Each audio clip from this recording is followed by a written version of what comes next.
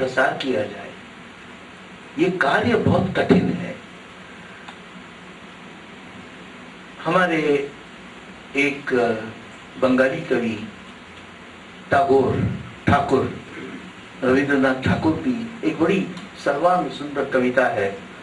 कविता कुछ इस प्रकार है, मैं अनुवाद करूंगा आपके लिए कि के लोइबे आमार कार्यो बोलो सौंदर्य। जब सूरज ढल रहा था तब सूरज ने एक प्रश्न पूछा कि मेरा कार्य, इस पृथ्वी को प्रकाशमान करने का मेरा कार्य कौन करेगा? शुनिया सारा जगत रोइलो निरुत्तर छोड़ी। ये प्रश्न सुन के सारा जग निरुत्तर हो गया, चित्रवत स्तब्ध हो गया। माटी प्रदीप छिलो से बोलो स्वामी। एक छोटा सा टिमटिमाता हुआ मिट्टी का दिया था, वो बोल उठा, हे स्वामी, अमार जेटुकु हबे करिबो सेवा। मैं जितना कर सकती हूँ उतनी सेवा मैं करूंगी। इस पृथ्वी को प्रकाशमान करने का वो कठिन कार्य मेरे से जितना होगा, बाकी के लोगों को मुझे मालूम नहीं। तो आइए बहनों और भाइयों, इस काव्य संग्रह पढ़कर अपने आप में दीपक हो जाइए, ताकि संविधान का प्रकाश जनसामान्यों में हो। वो प्रकाश से हमारा देश प्रकाशमान हो उठे। नमस्कार।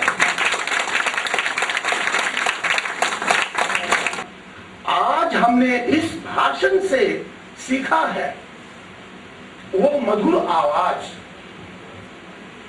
कितना मधुर, वो भातित्व की भावना, संवैधानिक सद्भावना जिसके ऊपर में यह किताब आधारित है, उसका जीता जागता रूप खुद उनका व्यक्तित्व और उनका भाषण। इसके ये करने के बाद अपनी कृतज्ञता को मैं से सिर्फ एक कविता पढ़ूंगा कृतज्ञता का, जो ये प्रमाणित करेगा कि मैं आप लोगों का कितना कृतज्ञ हूं। यह कृतज्ञता की जो कविता है, यह कृतज्ञता है सुप्रीम कोर्ट के लिए, यह कृतज्ञता है हम सब लोगों के लिए जो लोग यहाँ पर हैं, हर एक वकील के लिए और उन असंख्य देशभक्तों के लिए जो आजादी के लिए लड़े। हम थोड़ा जल्दी पढ़ेंगे जिससे कि 2 मिनट में खत्म हो जाए। कृतज्ञता, यह विनम्र कृति है आभारी उन सब के प्रति जिन असंख्य देशभक्तों ने क्या संघर्ष और हासिल की आजादी। हमारी परम प्रिय अमर मां भारती और संविधान सभा के उन तेजस्वी, बुद्धिमान एवं आदरणीय सदस्यों के प्रति जिनके माध्यम से भारत की जनता ने नवजात भारत के सुशासन के लिए क्या स्वयं को अर्पित अपना प्रभुत्व संपन्न संविधान। यह संविधान इस प्राचीन धरती, सभ्यता और देश के अनवरत शासन को है पूर्वजों से ग्रहण करता, फ्रॉम द एंशिएंट डेज धारण करता और भविष्य के लिए उसे कायम रखता। ये सिर्फ 1935 का एक्ट नहीं है, इस संविधान में शुरू से गवर्नेंस हिंदुस्तान में हो रहा है। जस्टिस फजल अली ने अपनी किताब में लिखा कि even 5000 years ago we had republics in India. So you see, ग्रहण करता और भविष्य के लिए उसे कायम रखता, जो है पूर्व ऐतिहासिक द्रविड़, आर्य, हिंदू, बौद्ध, जैन, स्वर्णिम मौर्य, गुप्त, मुगल, ब्रिटिश और उदित स्वतंत्र भारत। यह संविधान है अधिक लोकप्रिय और शक्तिशाली पहले के सभी राज्यों के आधिपत्य से कहीं अधिक, मोस्ट पावरफुल।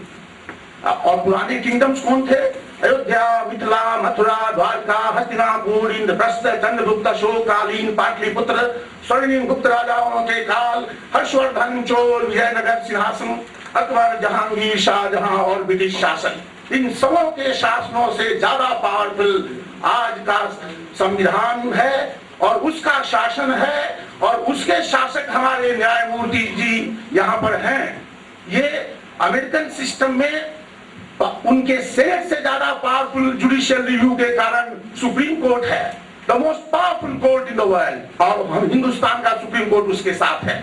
आप सोच लीजिए कि कितना शासन जो है तो आपके संविधान में है। यह संविधान है भाग्य विधाता, हमारी जीवन स्वाधीनता और न्यायिक पक्ष का, विश्व जनसंख्या के प्रायः 5 भाग, 1.25 अरब से अधिक मानव का अधिशासक है यह भारत के समग्र भूभाग और राज्य क्षेत्रों का। यह विनम्र कृति है आभारी सार्वभौम संविधान के उस सर्वोच्च निर्णायक और विश्लेषक के प्रति, that is God himself, that is God himself, he is the supreme interpreter and that is why they are sitting in the seat of God, they are sitting the judges of the Supreme Court। देखिए उस सर्वोच्च निर्णायक और विश्लेषक के प्रति जो भारतीय उच्चतम न्यायालय को है दैवी न्याय भावना से ओतप्रोत करती, जिसकी आदरणीय पृष्ठभूमि, परिसर और माहौल में परंपरा से है क्या ग्रहण, पूर्वकालीन शासकों के आते मूल भाव न्याय प्रदान के। अब यह सम्मिलित रूप है उस अमर अज्ञात देवी दृष्टि और अंतर्मन का। चिंतन, बुद्धिमता, विद्या, ज्ञान, सूचना, तर्कयुक्ति, स्वाधीनता, दया, करुणा, मानववाद। करुणा, गौतम बुद्ध कौन बड़ा है? बचाने वाला बड़ा है, मारने वाला नहीं। Justice Secretary, my dear respected Mr. Krishnamani, Mrs. Pinky Anand, Mr. Vimal Dave, Arun Kumar, my dear ladies and gentlemen. See, such a book, love of motherland, love of nature, and about the Supreme Court judges, the judges generally, that is most welcome. But in my respectful submission, this poem must reach all the people of India, so that every citizen in India would think of India as a whole. That is what the Chief Guest pointed out on 4th of July 1976. In the United States, in those times, they thought only of America as a whole. Now we see everything is being fragmented. Therefore, the freedom, what exactly is freedom? You see, in 18th century, 19th century, we had Rabindranath Tagore. And now 21st century, Rabindranath Tagore is sprouting. I wish and pray our Arun Kumar gets a Nobel Prize for anything to be done by him, focusing the people's attention to India as a whole. We are all citizens of India. See, about wit and other things, that is all minor matters. We have to unite the people of all the people in the country. That is important. The love of freedom. You see, Balaganga Tilak, as the Chief Guest pointed out, about the freedom fighters, what they have done for us, we have to maintain. I tell you, a few days ago, some MPs came to me for some consultation. Incidentally, we were talking about the Supreme Court and other things. They were bitterly complaining about the judges and other things. And we are supreme. And there was one speech by President Venkatraman, the Indian Law, or Venkatraman, former President of India, in the Indian Law Institute in Bangalore. That was in 1988, I think. There he had mentioned about the superiority of Parliament. And he had criticized Kesavananda Bharati. Therefore, we have got to tell people what exactly is the role played by the Supreme Court. According to me, in my little experience as a lawyer, judge, and now practicing the Supreme Court, I tell you, but for Supreme Court, India would have gone somewhere else. Therefore, the institution we have to safeguard. There may be frailties, there may be weaknesses, we must ignore. What about the institution? It is our duty to preserve, to give it to the next generation with all its pristine glory and purity. That is what I request.